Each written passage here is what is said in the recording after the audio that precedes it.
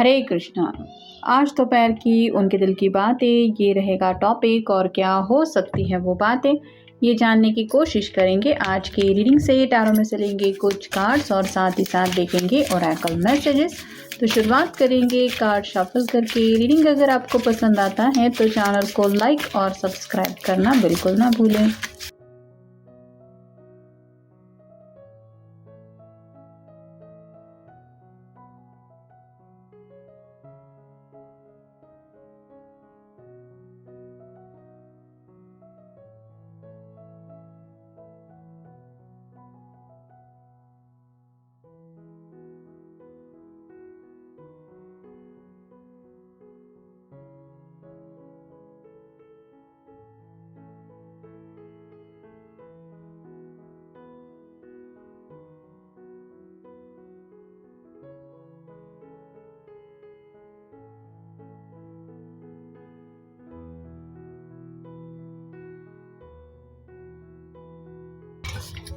पहला ही जो कार्ड मिला है वो है page of cups. Water sign Cancer, Scorpio या फिर पाइसेस। ख्यालों में काफ़ी ज़्यादा खोया हुआ है ये इंसान।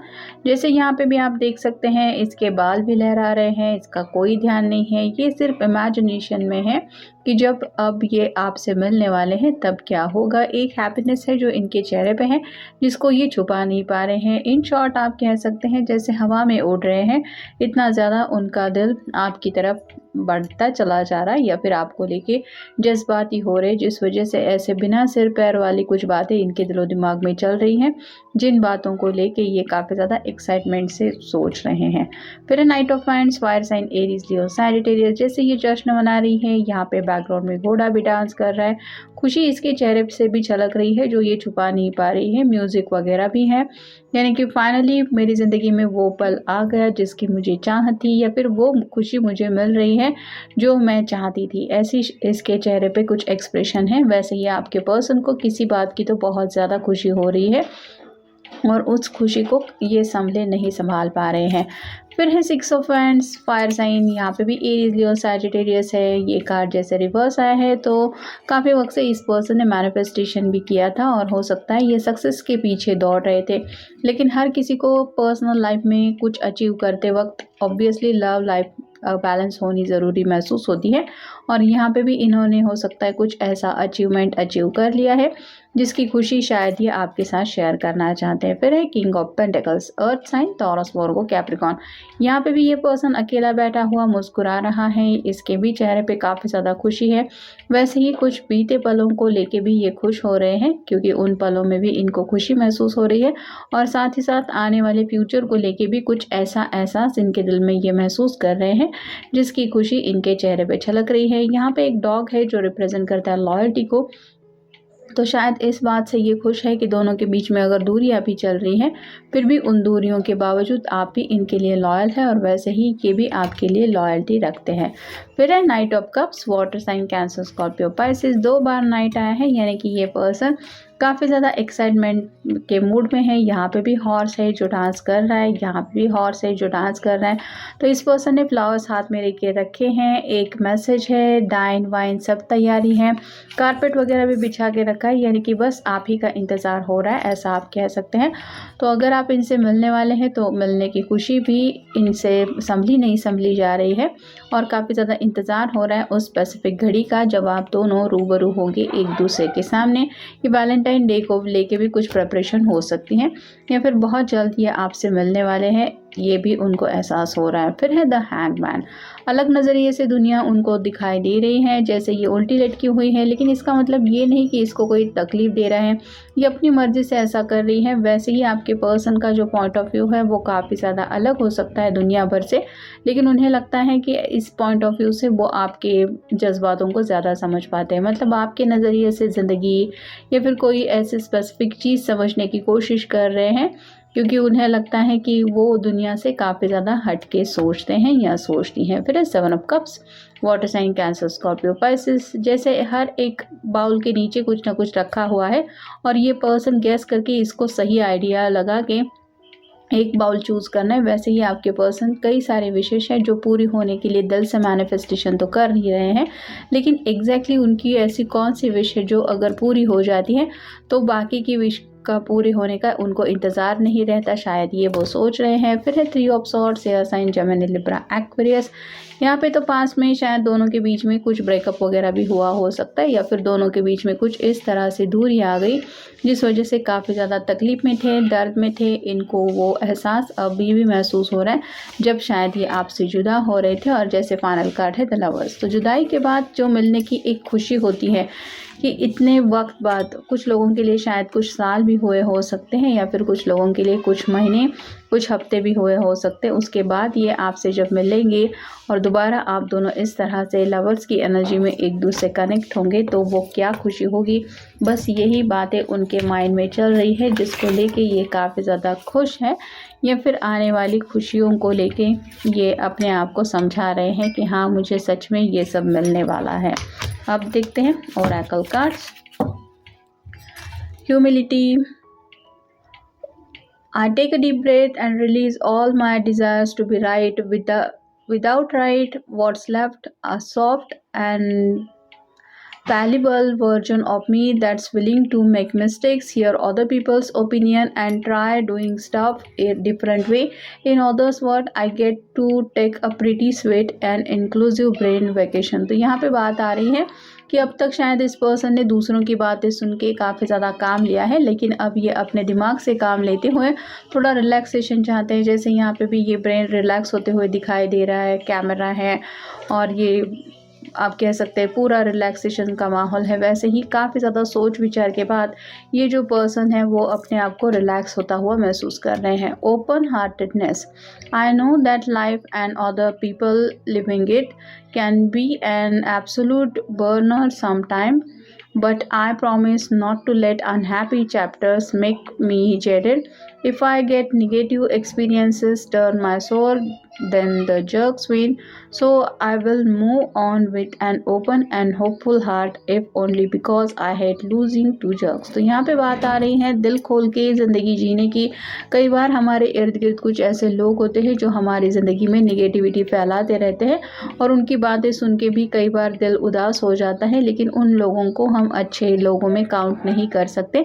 दुनिया भर भी पड़ी है ऐसे लोगों से, लेकिन हमें अपने दिल की फ़िक्र करते हुए ऐसे लोगों की बातें दिल पे नहीं लेनी चाहिए। ये यही समझा रहे हैं। मतलब पास में शायद इन्होंने किसी की तो बातों को काफ़ी ज़्यादा दिल पे ले लिया था, जिस वजह से 3 ऑफ सॉर्ड का जैसे कार्ड मिला था कि दूसरों की बातें जब हम हद से ज़्यादा फील करते हैं, महसूस करते हैं कि इसने ऐसा क्यों कहा, इसके ऐसे कहने का क्या मतलब था, तो कहीं ना कहीं दिल उदास हो जाता है और एक निगेटिविटी की एनर्जी में इंसान फंस जाता है। इनके साथ भी शायद ऐसा ही हुआ था, जिससे ये निकलने के बाद अब काफ़ी ज़्यादा रिलैक्स महसूस कर रहे हैं। फिर है wisdom, with every relationship I gain invaluable wisdom, I am continuously learning with which qualities stimulate, support and inspire me, and which one make me want to cream a soap spoon into my ear and turn it slowly.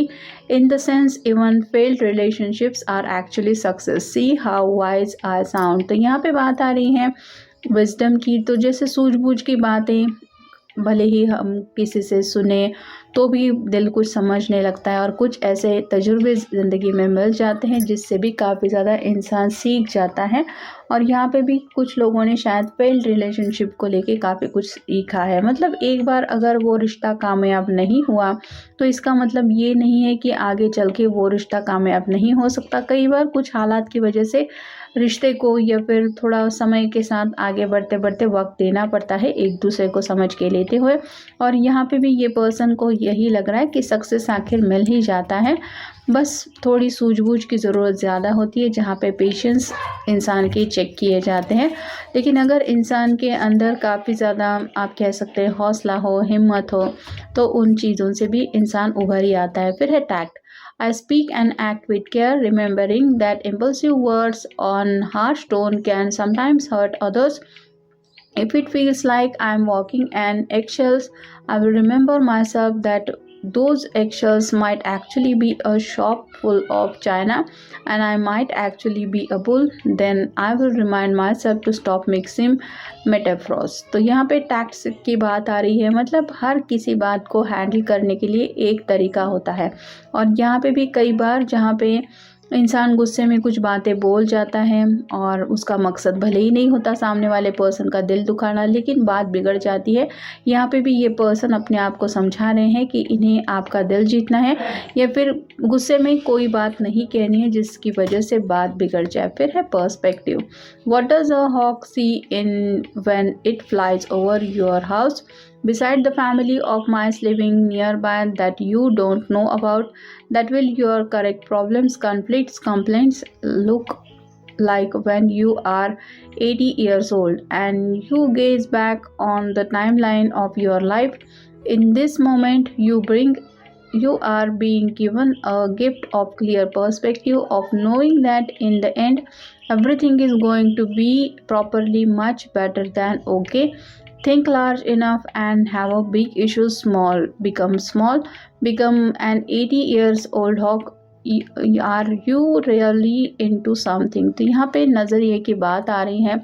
जैसे यहाँ पे एक example दिया है कि हमारे छत के ऊपर से अगर कोई बर्ड कहीं पे उड़ने की कोशिश कर रहा है तो उसका ध्यान कहाँ पे होगा? ऑब्वियसली उसको कोई खाना मिलता है क्या, जैसे कोई चूहा या फिर ऐसी कोई चीज़ जिससे उसका पेट भर जाता है। तो ये उसका नज़रिया है कि वो ढूंढ रहा है अपने पेट भरने के लिए, लेकिन हम जब उसकी तरफ देख रहे हैं तो हमारा सिर्फ उसी की तरफ ध्यान जाता है कि ये पंछी पता नहीं यहाँ पे क्यों उड़ रहा है या फिर इसको क्या चाहिए। तो हर एक का अलग अलग नज़रिया होता है और अलग अलग नज़रिए से हर कोई अलग अलग बातों से भी डील कर रहा होता है। बस बात को समझ के लेने की ज़रूरत होती है। जैसे यहाँ पे भी ये पर्सन आपके नज़रिए को समझ के लेते हुए ज़िंदगी के कुछ तजुर्बे सीख गए हैं, जिनका शायद ये आपको कुछ बताना चाहते हैं कि ये लेसन मैंने सीख लिया है। Wait and see. True love to wander into assumption and race ahead to the future. But what if you told them to cool their jets and chill a second? Today you get to put your mental chatter on pause, to take breath and simply wait and see how things play out before you let your mind run into a marathon of imagined scenarios. Wait, you will see that waiting and seeing was a lot more productive than wondering and worrying. तो यहाँ पे बात आ रही है imagination की। कई बार हम wait and सी की एनर्जी में रुकते ही नहीं हैं, मतलब फ्यूचर को इमेजिन करते करते एक ऐसे पॉइंट ऑफ व्यू में हम खो जाते हैं जहाँ पे ऑटोमेटिकली हमारा दिमाग कुछ हमें बता देता है। जैसे पेज ऑफ कप्स का कार्ड हमें पहले ही मिला था कि ये ऐसा ही होने वाला है, ऐसा ही हो सकता है, ऐसा ही होगा, और जब वैसा होता नहीं है तो इंसान दुखी हो जाता है। तो यहाँ पे भी ये अपने आप को यही समझा रहे हैं कि मुझे इमेजिनेशन में नहीं फंसना है, जब जो होना होगा वो हो जाएगा, बस सही पॉजिटिव वक्त का इंतज़ार हो रहा है। और फाइनल कार्ड है initiative. Step right up, you are being awarded a boost of initiative.